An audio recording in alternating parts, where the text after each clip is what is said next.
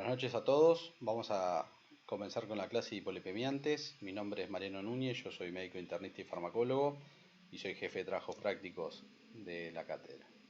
Vamos a empezar con dos casos clínicos como para que entendamos y veamos dos típicos casos de aparición en el consultorio para que entendamos cómo uno encara las dislipemias.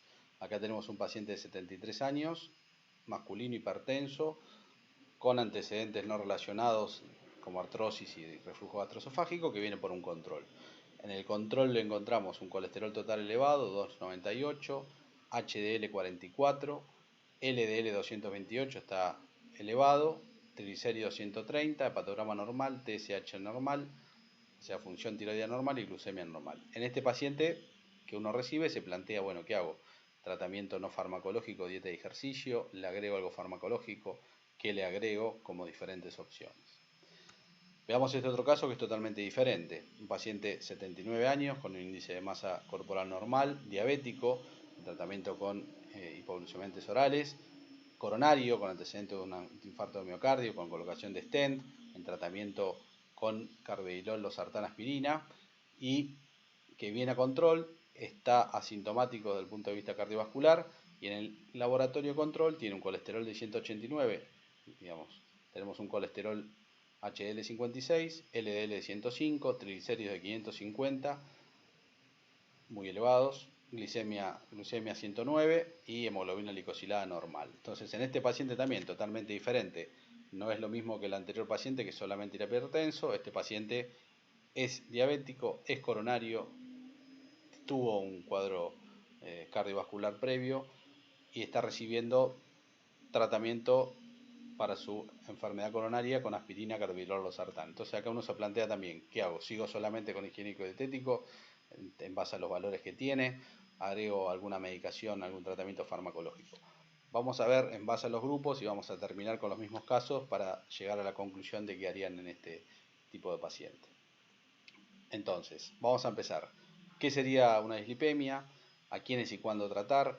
¿Qué tratamientos tenemos? ¿Y cuáles son los valores de colesterol?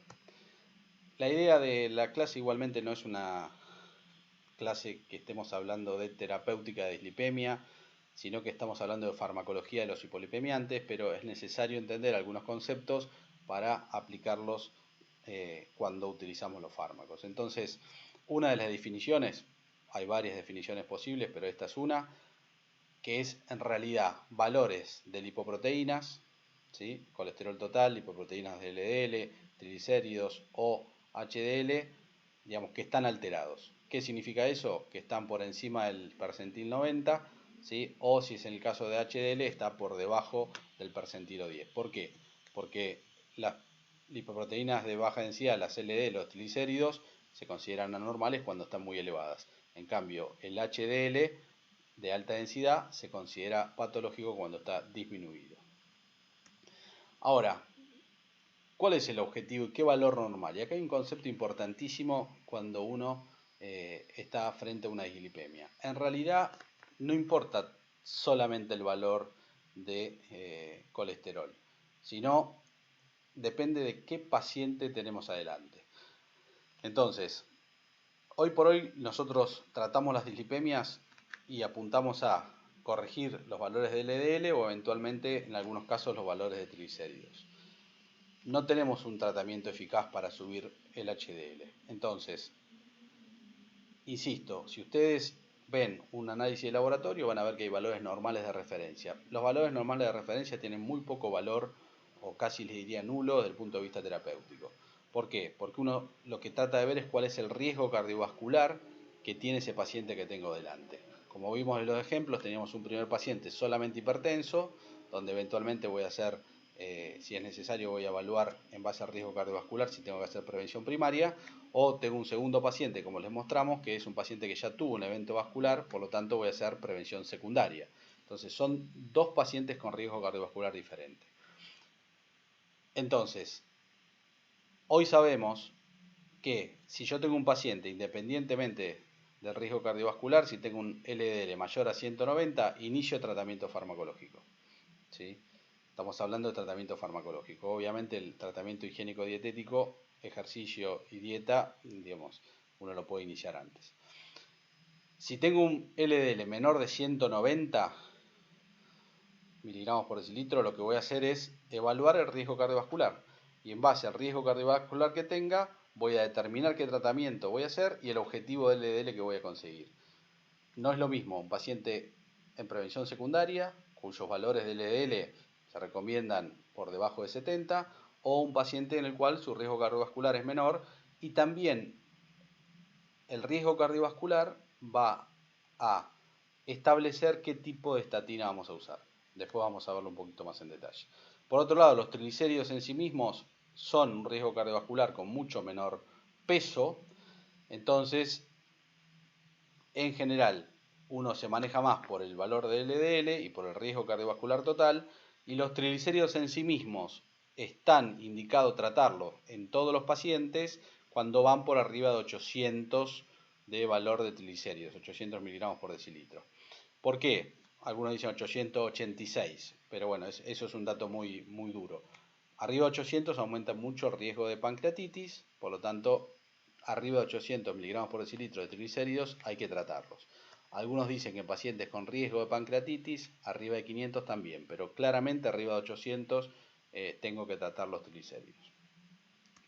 Bien, ¿con qué los puedo tratar? Las dislipemias. Tengo drogas que modifican fundamentalmente el colesterol LDL, y digo fundamentalmente porque obviamente tienen efectos sobre otros lípidos, como las estatinas, las resinas de intercambio y los anticuerpos anti-PCSK9, que son drogas bastante nuevas de los últimos años.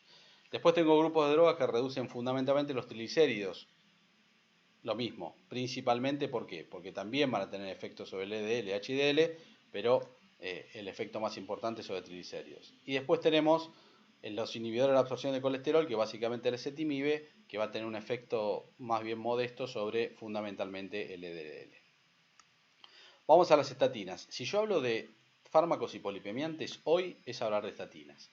Después vamos a ver que el ácido nicotínico, que las resinas de intercambio, si bien las vamos a nombrar, hoy en día no se utilizan, salvo pacientes muy refractarios. Los fibratos sí se utilizan, pero se utilizan más en pacientes con hipertrigliceridemias o con un patrón de HDL bajo más triglicéridos altos. En cambio, las estatinas se utilizan en casi todos los escenarios, porque como vamos a ver después, las estatinas no solamente descienden el colesterol, sino que tienen un impacto adicional sobre el riesgo cardiovascular por otros efectos que tienen sobre el endotelio, sobre el estado inflamatorio, etc. Entonces, hoy por hoy hablar de dislipemias es hablar de estatinas, fundamentalmente. Dentro de las estatinas tenemos varias. Vamos a ver después que las estatinas como la atorvastatina y la rosuvastatina hoy por hoy son las que más se utilizan. Básicamente, ¿por qué? Porque son drogas que han demostrado mucha eficacia terapéutica y efectos realmente muy marcados en la reducción de la morbimortalidad cardiovascular, tanto en prevención primaria como en prevención secundaria. También la simvastatina, pero la simvastatina tiene una limitación por su potencia en relación al descenso del LDL, que ahora después lo vamos a ver, y las otras, algunas en Argentina ya no están disponibles, ¿sí? O tienen menos utilización en la práctica diaria. ¿Cómo actúan las estatinas? Fundamentalmente, el mecanismo principal para el descenso del colesterol, y esto es importante porque vamos a ver después que las estatinas se utilizan no solamente por sus efectos sobre el descenso del colesterol LDL, sino por sus efectos pleiotrópicos, protectores a nivel cardiovascular. El mecanismo de acción principal para el efecto de descenso del LDL es la inhibición competitiva de la enzima hidroximetilglutaryl-CoA reductasa, la HMG-CoA reductasa, que, si ustedes recuerdan, el metabolismo del colesterol es el primer paso a la formación del ácido mevalónico. Ese paso del ácido mevalónico es el paso limitante de la síntesis de colesterol. Si yo bloqueo ese primer paso de generación del ácido mevalónico que está producido por la HMG-CoA reductasa, las estatinas se unen al bolsillo de esta enzima e inhiben la unión del sustrato, entonces no se produce colesterol. Al disminuir la producción de colesterol intracelular en un porcentaje muy alto. Esto lo que va a hacer es, va a estimular la transcripción de ciertos genes que van a ser los genes que tienen la codificación para el ARN mensajero de producción de la proteína que va a ser el receptor de LDL. ¿Sí? Por lo tanto, lo que va a generar esta reducción del colesterol intracelular por la inhibición de la enzima y la inhibición de la síntesis del ácido mevalónico es que se aumente el número de receptores de LDL y esto genera depuración plasmática. Entonces, vamos a ver que esto después genera descensos en los diferentes lípidos circulantes. Aquí lo tenemos a modo de gráfico. Decíamos que habíamos bloqueado la HMG-CoA reductasa, por lo tanto había una activación de una proteasa que se trasladaba al núcleo y generaba que se activen genes, que esos genes transcribían para el receptor de LDL. Hay un upregulation de receptores de LDL. Este upregulation lo que va a hacer es que haya mayor captación de LDL por el hígado. Esa mayor captación de LDL con la menor síntesis por la inhibición de la enzima va a generar menor concentración plasmática de fundamentalmente LDL. Obviamente, como lo que se inhibe es la producción de LDL y también de VDLDL, vamos a tener una disminución de triglicéridos también, pero en menor porcentaje.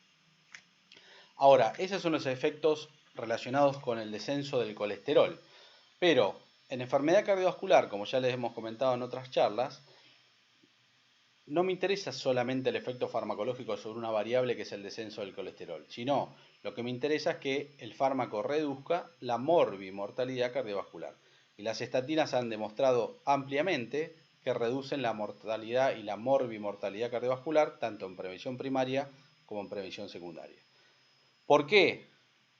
Uno de los mecanismos es el descenso del LDL. Indudablemente la molécula de LDL densa es aterogénica, pero tenemos, digamos, efectos que se han demostrado donde se vio que disminuye la progresión de la enfermedad vascular periférica, tanto a nivel coronario como a nivel de lechos cerebrales y de lechos vasculares periféricos. ¿Por qué mecanismos?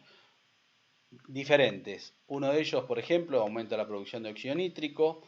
Lo que hace es que el endotelio recupere su disfunción. Ustedes saben que en la enfermedad cardiovascular hay una disfunción endotelial, donde hay diferentes mecanismos. Uno de ellos es que aumenta la captación de LDL, hay oxidación de LDL local, hay disminución de la producción de óxido nítrico. Entonces, lo que hace las estatinas es mejorar, devolver la funcionalidad endotelial, por lo tanto hay mayor producción a través de óxido nítrico, hay disminución en la oxidación de LDL, disminuye la muerte celular apoptótica, evita que haya progresión y migración de células musculares lisas como para que se siga generando la placa, estabiliza la placa. Ustedes saben que para que se produzca un evento agudo coronario tiene que haber una ruptura de placa, por lo tanto si la placa está inestable hay más factibilidad de que se rompa y se genere la agregación plaquetaria y el trombo que genera el evento agudo coronario o arterial. Disminuye la agregación plaquetaria inducida por ácido araquidónico, fundamental porque tiene un efecto antiagregante plaquetario, disminuye la viscosidad plasmática y también genera un efecto fibrinolítico, tipo, digamos, como si genera un estado fibrinolítico. Por otro lado, también es muy importante que tengamos presente que tiene un efecto antiinflamatorio importante las estatinas.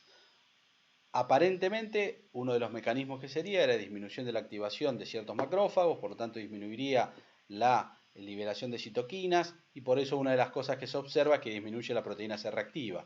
Esto es por el efecto antiinflamatorio, sobre todo a nivel endotelial que generan las estatinas. Todas estas acciones, estar por afuera del efecto sobre el LDL, son las que sustentan la protección, el efecto protector cardiovascular que tienen las estatinas en los pacientes con riesgo cardiovascular aumentado. Bien, sabemos que las estatinas tienen diferencias de potencia. Recordemos que potencia significa que necesito menor concentración y por lo tanto menor dosis para lograr el mismo efecto. Entonces, las estatinas se dividen de alta intensidad, que son las estatinas que logran descensos de el colesterol LDL mayores al 40%, 40-50%, y de baja intensidad. Veamos acá que las únicas estatinas que logran superar el descenso del 50%, si vemos la última columna, 50% más, son la atorvastatina en dosis elevadas, 80 miligramos, o la rosuvastatina en dosis de 20 a 40 miligramos. O sea, si nosotros tenemos que dividir, y es como hoy en día se manejan las estatinas tenemos estatinas de alta intensidad, ¿sí?, que son estatinas que en altas dosis generan más del 50% de descenso del colesterol. Entonces, ¿cuáles son las estatinas de alta intensidad? La atorvastatina a dosis de 80 miligramos o la rosuvastatina a dosis mayores a 20 miligramos. Como ustedes ven, la potencia de la rosuvastatina es entre 2 y 4 veces más alta, 4 veces en general, digamos, es lo que se establece.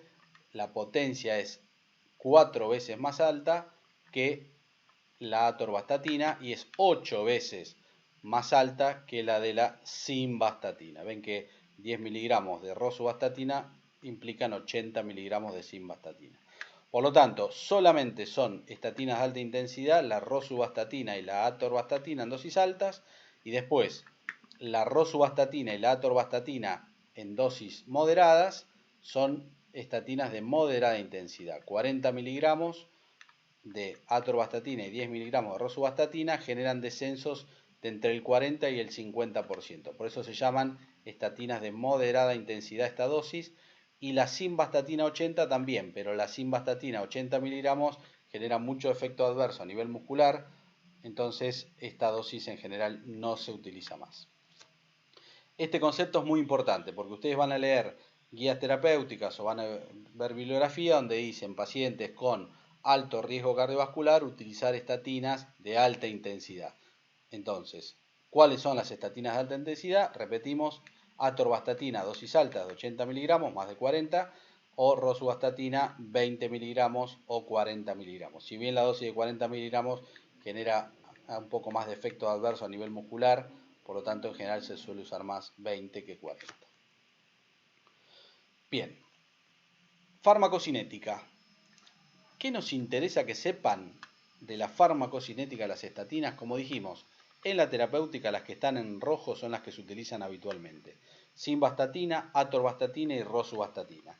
Teniendo en cuenta que la simvastatina es una estatina de moderada a baja intensidad, porque para lograr descensos moderados requiere 80 miligramos y que genera mucho efecto adverso, por lo tanto se utiliza solamente para pacientes que con estatinas de moderada a baja intensidad suficiente. Si no, tenemos la atorvastatina y la rosuvastatina que sí pueden a dosis intermedias o altas ser de moderada o de alta intensidad. ¿Qué nos interesa entonces que sepan de la farmacocinética? Fundamentalmente el metabolismo. ¿Por qué? Porque como podemos ver acá y está marcado en rojo, la simvastatina y atorvastatina son sustratos del citocromo 3A4. En cambio, la rosuvastatina es sustrato del 2C9. Esta diferencia hace que la posibilidad de interacciones farmacológicas entre la simvastatina y la atorvastatina con otros fármacos inhibidores del citocromo sea mucho más alta. Recordemos que el citocromo 3A4 es el que metaboliza al 50% de los fármacos que utilizamos. Entonces puede haber competencia o inhibición del metabolismo de estas estatinas con mayor posibilidad que cuando uso rosuvastatina. Por eso en pacientes polimedicados que utilizan fármacos que pueden llegar a interaccionar con el citocromo, es preferible utilizar la rosuvastatina. Bien, reacciones adversas. En general son drogas bien toleradas. Drogas que han demostrado muchísima efectividad y mucho beneficio en el paciente de alto riesgo cardiovascular o con enfermedad cardiovascular establecida. Por lo tanto, si uno ve el cociente riesgo-beneficio, el beneficio es muchísimo más alto que el riesgo de efectos adversos. Entonces, en general son drogas bien toleradas. ¿Cuál es el efecto adverso más común que uno ve en la práctica? Los efectos relacionados con el efecto miopático, que en general son las mialgias.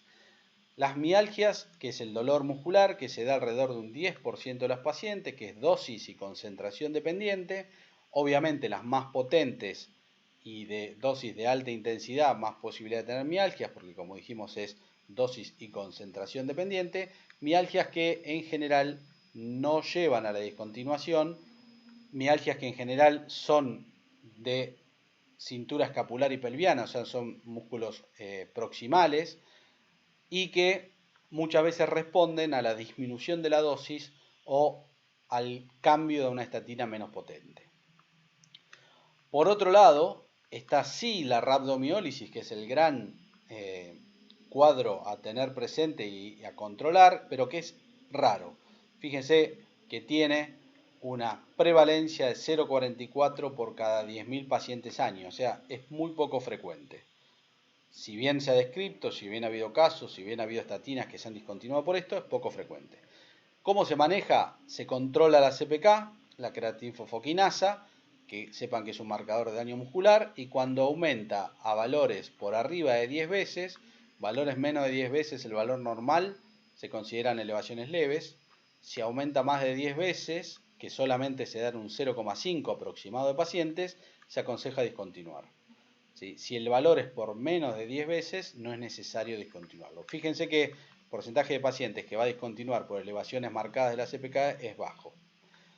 El otro efecto adverso clásico es la hepatotoxicidad, o sea, el aumento de las transaminasas, que se da en un porcentaje que no es un porcentaje muy alto, que es dosis dependiente y es reversible con la suspensión. Muy raramente se ha visto insuficiencia hepática, en general no es una problemática a tener en cuenta, pero se aconseja que cuando las transaminasas aumentan por más de 3 veces el valor normal, discontinuar el tratamiento y con esto vuelve a la normalidad el valor de transaminasas.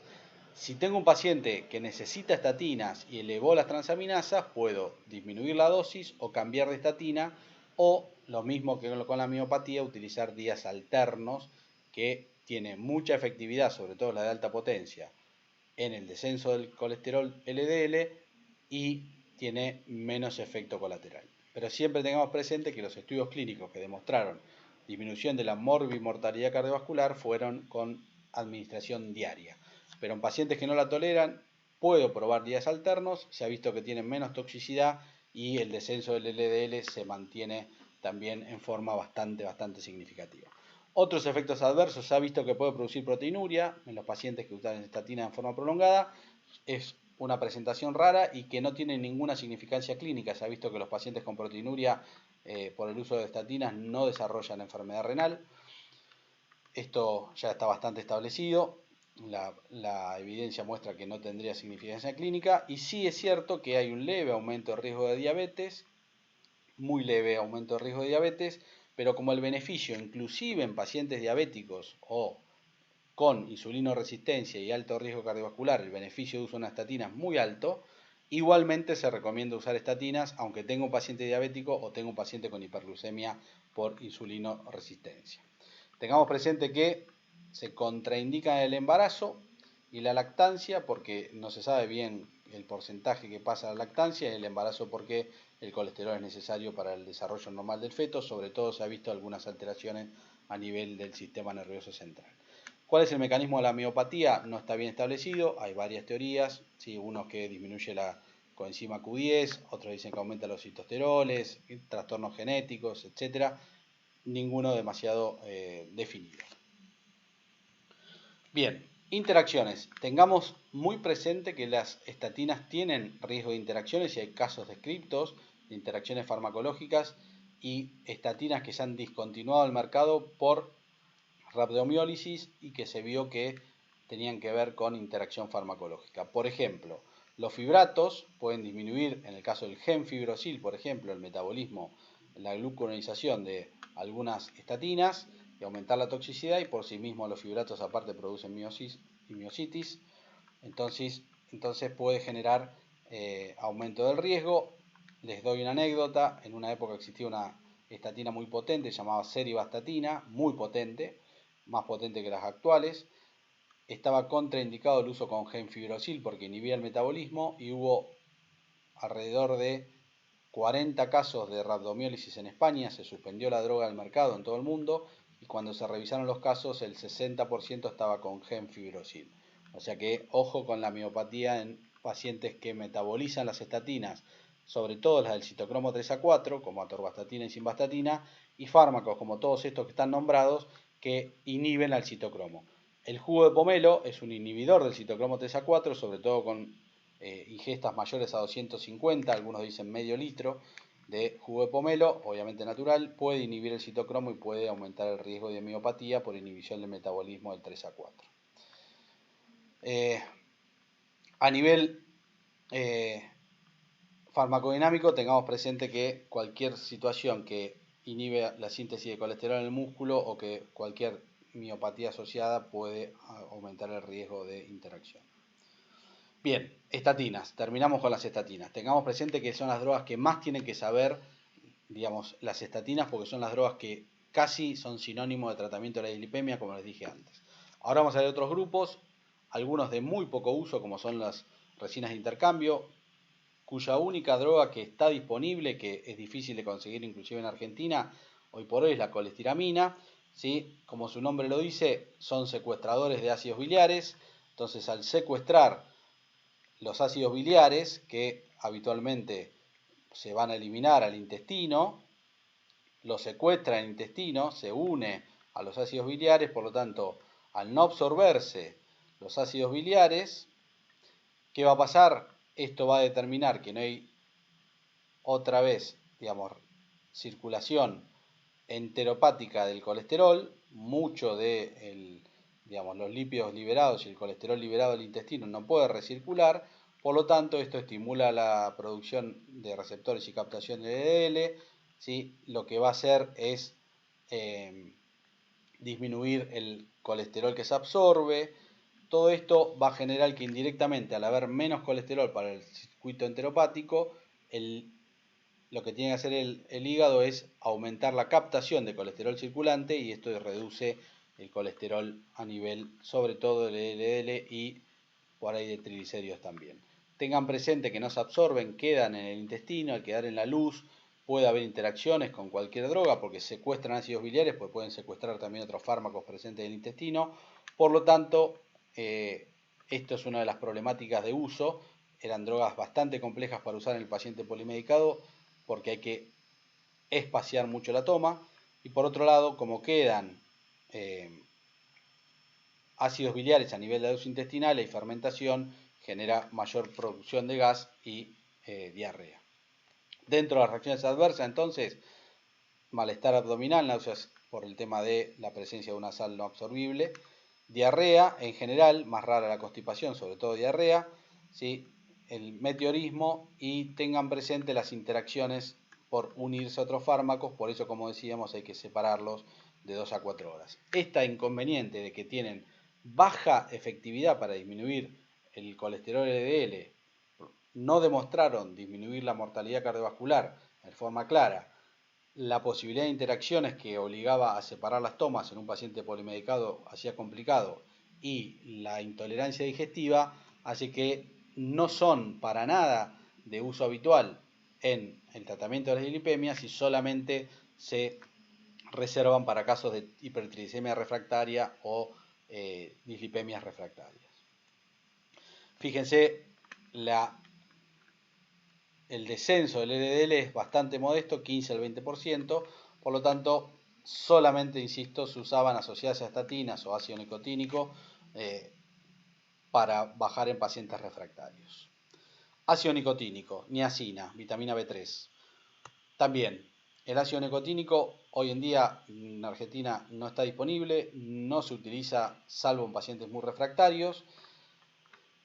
El mecanismo de acción no está conocido, es un mecanismo de acción que no está bien claro, y lo que hacía básicamente el ácido nicotínico es reducir la producción y la secreción hepática de las VLDL. Sepamos que las VLDL son ricas en triglicéridos, ¿sí?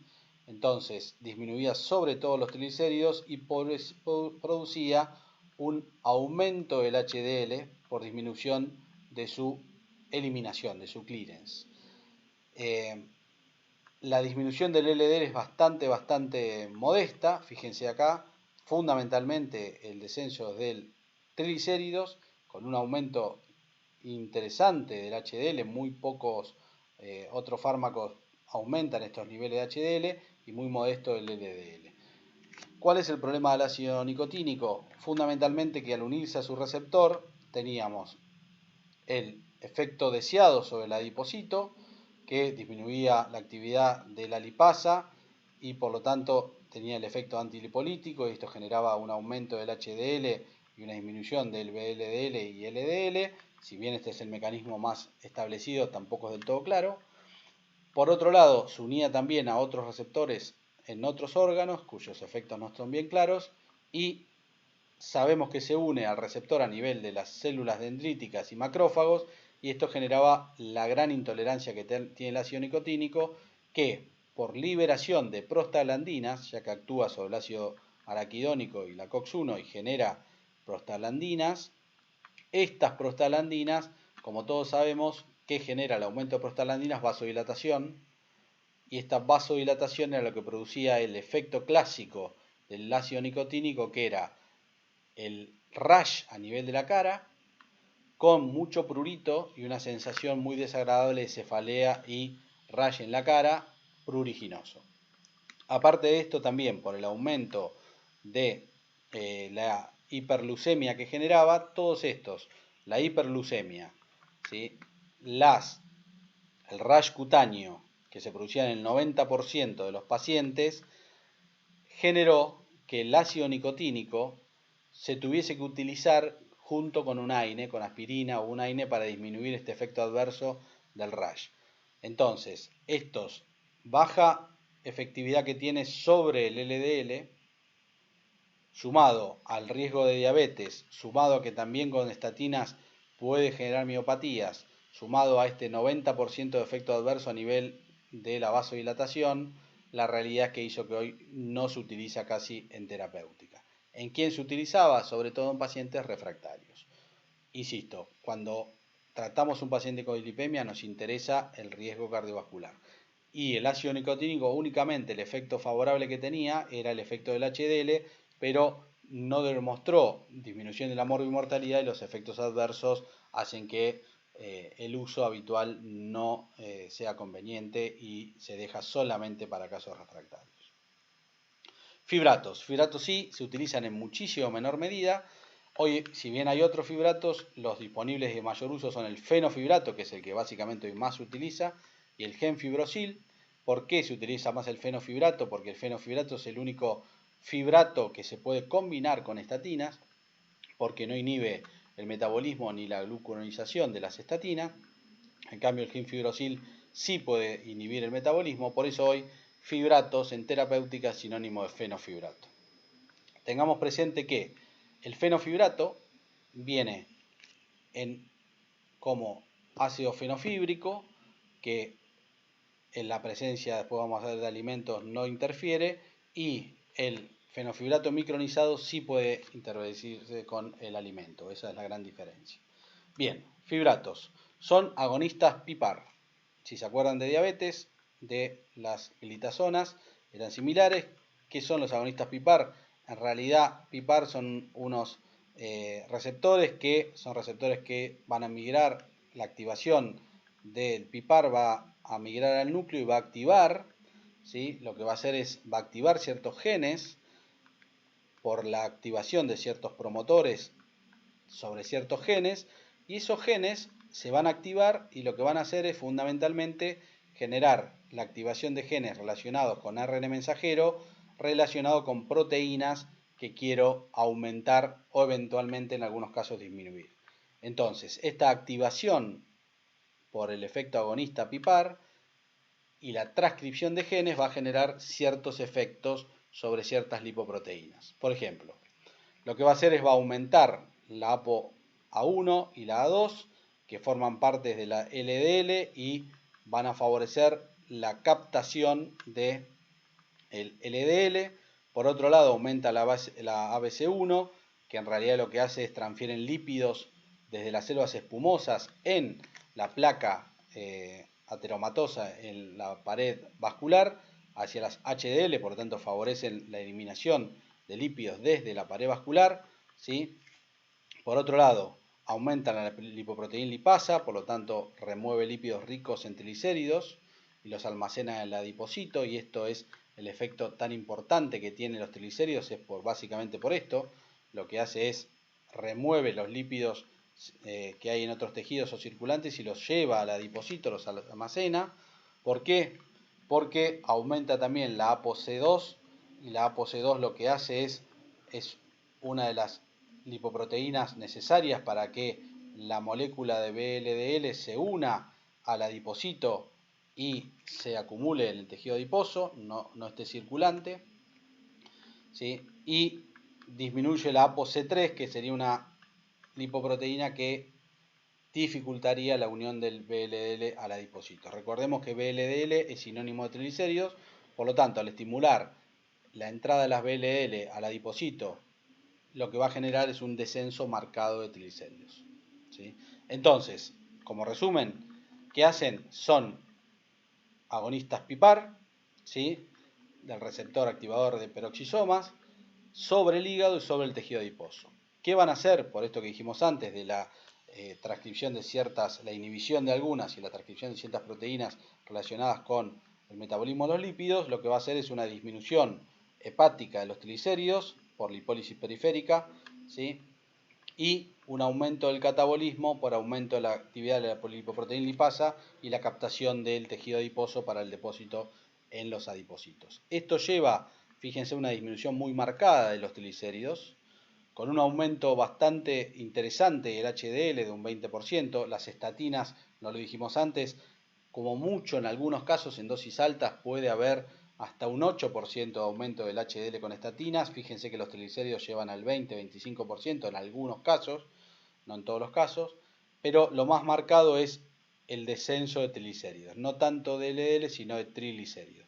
Por eso los fibratos son de elección en pacientes con hipertrigliceridemia marcada. Los pacientes con más de 800 de triglicéridos, como dijimos antes, deben recibir un fibrato.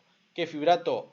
Hoy por hoy el fenofibrato es el de elección. ¿Por qué? Porque si le tengo que combinar una estatina, no tiene interacciones farmacológicas. Fíjense que la disminución del LDL es muy modesta. Por lo tanto, así como dijimos, estatinas, sinónimo de tratamiento de la dislipemia, sinónimo de protección cardiovascular, sinónimo de descenso marcado del LDL, fibratos, sinónimo de descenso de triglicéridos, y eventualmente en pacientes con HDL bajo también ayuda a aumentarlos, ¿sí? ¿Por qué no se utilizan en enfermedad cardiovascular como primera línea? ¿Por qué? Básicamente porque los datos de disminución de la morbimortalidad son mucho menores y porque el efecto del LDL, como vemos, es bajo. Bien, entonces, farmacocinética, ¿qué me interesa? No demasiado. Sepamos que tienen un porcentaje de excreción renal potencial alto, por lo tanto a veces en esto hay que ajustarlos. Y lo que les decía, con comidas el fenofibrato, el que es micronizado, tiene una buena biodisponibilidad con las comidas, por lo tanto hay que tratar de tomarlo con las comidas. El que es el ácido fenofíbrico, que es un derivado del fenofibrato, no tiene interferencia de la comida. Bien, las interacciones a nivel de la unión albúmina por más del 80% de unidad de proteínas también pueden llegar a verse. Reacciones adversas, ¿cuáles son las más comunes? Gastrointestinales, intolerancia gastrointestinal. Pueden producir un aumento de la bilis más litogénica por concentración del colesterol en la bilis, entonces esto favorecería a la producción de litos a nivel biliar, y puede producir mialgias y eventualmente en algunos casos muy raros rhabdomiólisis. Sobre todo la rhabdomiólisis se puede dar en asociación con estatinas. Reitero lo mismo, la asociación con estatinas sobre todo se ha visto en la rhabdomiólisis si utilizo gemfibrosil en asociación con algunas estatinas. Con fenofibrato y estatinas pareciera ser seguro, y los datos que hay de los estudios clínicos y de los metaanálisis hablan de que la combinación de una estatina con fenofibrato es segura, sobre todo si el paciente no tiene antecedentes de insuficiencia renal o de rabdomiólisis previa, obviamente. Bien, ezetimibe. Ezetimibe es una droga que en su momento parecía que cuando apareció iba a tener mucha expectativa en cuanto a la posibilidad de ayudar en la disminución de la mortalidad cardiovascular. Se vio que cuál era el mecanismo de acción o cuál es el mecanismo de acción de ezetimibe. En realidad lo que hace es inhibe la absorción de colesterol, tanto el de la dieta como el que viene de la circulación biliar con el circuito enteropático. ¿Qué pasó con el ezetimibe? El problema del ezetimibe fue que inicialmente se pensó que también iba a ayudar a disminuir la asociación con estatinas. En la asociación con estatinas se pensó que iba a disminuir el riesgo cardiovascular. Y se vio que, si bien al asociarse con estatinas genera un descenso adicional del 20% aproximado en el LDL, el asociar un ezetimibe a una estatina no disminuye más el riesgo cardiovascular, sino que solamente tiene efecto sobre el descenso del LDL. Si bien uno podría decir que el descenso del LDL disminuye el riesgo cardiovascular, no lo ha comprobado eso. Por eso es que el ezetimibe hoy en día se utiliza mucho menos y se utiliza casi en forma exclusiva en pacientes que no toleran dosis altas de estatinas. Entonces tengo que usar dosis más bajas para que no tenga tanto efecto adverso muscular sobre todo. Entonces le agrego un ezetimibe para que me potencie un poquito el efecto del LDL. ¿Cómo actuaba entonces? Repetimos, tenemos colesterol a nivel de la luz intestinal, tenemos el transportador de colesterol a nivel del ribete en cepillo, que lo que hacía era captar el colesterol de la dieta y la circulación enteropática y generaba la absorción del colesterol hacia los kilomicrones. El ezetimibe inhibe al transportador a nivel del ribete en cepillo, por lo tanto no se absorbe el colesterol o se absorbe menos el colesterol de la dieta y la circulación enteropática. Último grupo, anticuerpos monoclonales. El grupo más moderno son fármacos que tienen 5 años en desarrollo, que están presentes, algunos en Argentina todavía no están, pero son fármacos que tienen poco tiempo en el mercado, relativamente poco tiempo, y como su nombre lo dice, son anticuerpos, o sea, son inmunoglobulinas producidas por técnicas de producción monoclonal, son fármacos biotecnológicos, ¿sí?, que vamos a ver ahora que actúan sobre esta molécula que es el PCSK9. ¿Cuáles son las drogas? Alirocumab y evolocumab. Estas drogas fundamentalmente las damos para que las conozcan. En terapéutica, por una cuestión de costos, son fármacos que salen muy caros. ¿Sí? Estamos hablando arriba de los varios miles de pesos, por ahí 20.000, 30.000 pesos mensuales en el tratamiento. Y si ustedes se fijan ese costo en un paciente cardiovascular con la alta frecuencia de fármacos que utiliza un paciente cardiovascular y la alta frecuencia de pacientes que requieren tratamiento hipolipemiante, si tenemos que usar fármacos de este costo, no se podría usar en forma masiva. Por eso se dejan para pacientes de muy alto riesgo que no responden a estatinas o que no se puede usar estatina. Esa es la indicación de este tipo de anticuerpos monoclonales, pacientes refractarios a las estatinas o intolerantes a las estatinas y con alto riesgo, muy alto riesgo cardiovascular. Sí han disminuido la mortalidad cardiovascular, pero se reservan por su costo para esos tipos de pacientes. ¿Cómo actuaban entonces? Tenemos la molécula PCSK9, que en realidad, ¿qué hace? ¿Cuál es la función de la molécula PCSK9 circulante? Se une al receptor de LDL. Al unirse al receptor de LDL favorece la internalización por endocitosis del receptor unido a esta molécula y favorece que a nivel lisosomal se degrade el receptor del LDL. Por lo tanto, es una molécula que lo que hace es aumentar la degradación del receptor hepático para LDL. Por lo tanto, ¿cuál fue la estrategia? Un anticuerpo monoclonal con altísima especificidad por la molécula PCSK9, circulante, por lo tanto, al unirse el anticuerpo monoclonal a la molécula PCSK9, impide que la molécula se una al receptor LDL, por lo tanto, la molécula de LDL sigue teniendo más receptores hepáticos expuestos para que sea internalizada y disminuya el LDL circulante. Entonces, de esta forma es un mecanismo que potenciaría las estatinas. ¿Por qué? Porque recordemos que las estatinas, al disminuir la síntesis de colesterol, aumentaban los receptores de LDL sobre la superficie hepática. Por lo tanto, los anticuerpos anti-PCSK9, al disminuir la degradación del receptor, los mantienen más tiempo expuestos para que puedan captar LDL y la LDL disminuya a nivel circulante. Entonces, como decíamos, anticuerpos monoclonales totalmente humanizados, por eso no tienen tanta reactividad y no producen tantos fenómenos de inmunidad, que se unen al PCSK9 libre y promueven la degradación de esta enzima. Digamos, esto, al haber menos PCSK9 disponible, no se une tanto al receptor de LDL y hay mayor reciclaje hacia la superficie del hepatocito para captar LDL que disminuya el LDL circulante. Bien, fíjense cómo en este caso, por ejemplo, del alirocumab, tenemos los niveles de PSK9, le damos el anticuerpo monoclonal, que es la línea celeste. Fíjense que a medida que van subiendo las concentraciones, esta es una curva concentración-tiempo, perdón, es una curva concentración-tiempo. Entonces fíjense cómo a medida que aumenta la concentración del anticuerpo monoclonal, los niveles de PSK9 disminuyen y los niveles de LDL, que es la línea violeta, caen. Cuando los niveles del anticuerpo monoclonal bajan, fíjense cómo otra vez vuelven a subir los niveles de PCSK9 y concomitantemente aumentan los niveles de LDL.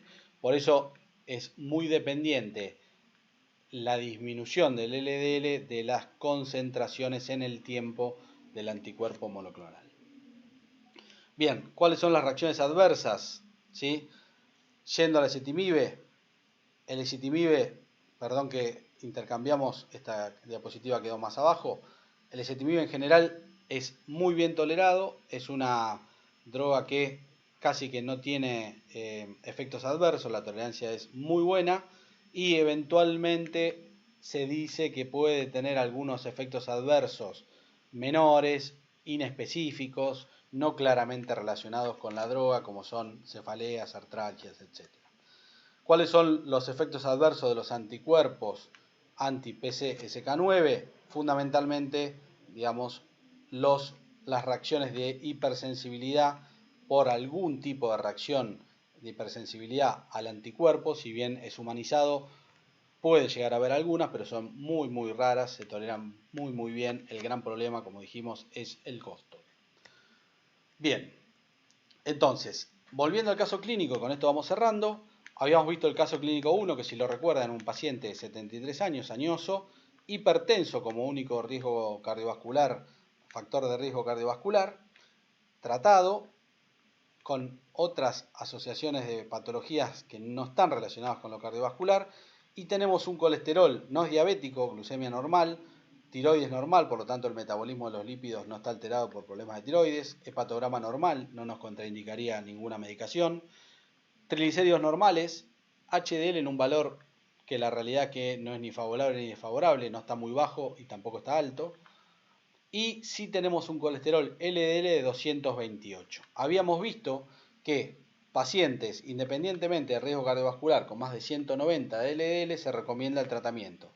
¿Con qué? Con las drogas que más bajan el LDL y que más han disminuido el riesgo cardiovascular. ¿Cuáles son?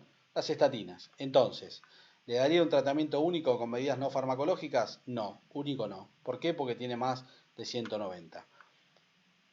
Le doy tratamiento con medidas no farmacológicas y farmacológicas con una estatina en dosis adecuadas. Sí, esta es la respuesta. Fibrato, ¿por qué no le doy? Porque necesito bajar el LDL y no lo bajan, y los triglicéridos son normales y no han demostrado tanto beneficio sobre el riesgo cardiovascular.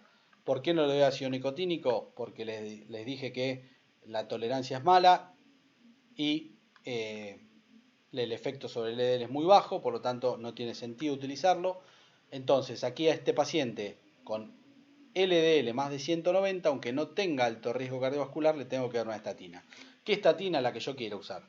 ¿A qué dosis? En este caso, que no es un paciente de alto riesgo cardiovascular, se pueden usar dosis de baja o moderada intensidad, probablemente de moderada intensidad, como pueden ser atorvastatina 10, 20 miligramos, simvastatina 20 miligramos, rosuvastatina 5 a 10 miligramos. O cualquier otra que ustedes quieran usar. Caso clínico 2, totalmente distinto. Es diabético. Los pacientes diabéticos se consideran con el mismo riesgo que si tuviesen ya un cuadro cardiovascular, pero aparte este paciente tiene antecedentes cardiovasculares, un infarto agudo de miocardio que se le colocó un stent farmacológico.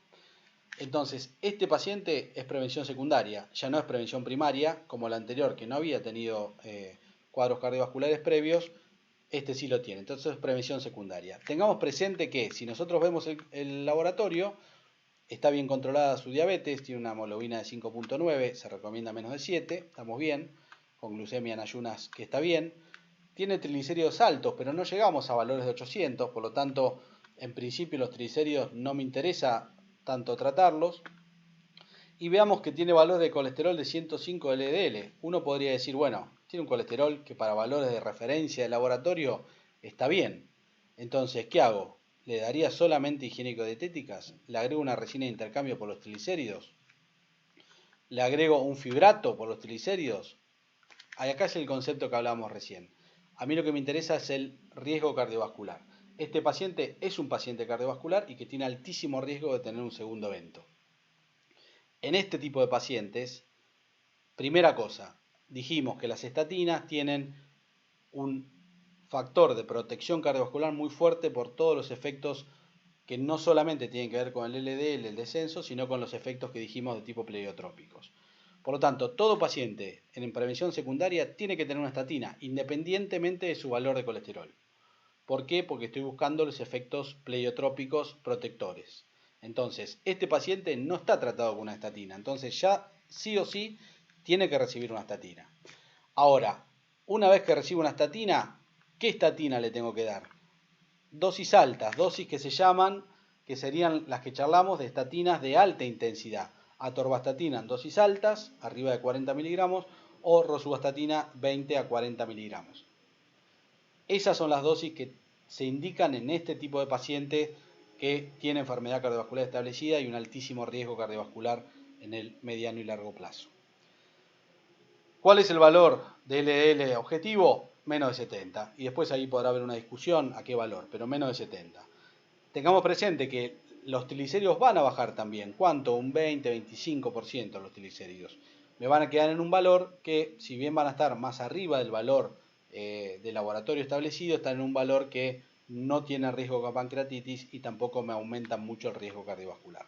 Ven como uno encara el tratamiento de la dislipemia en base a qué paciente tengo adelante y no tanto en qué valor solamente tengo adelante. Bien. Entonces, acá hemos terminado. Yo vuelvo a mi ventana a ver este hermoso paisaje que veo desde la ventana.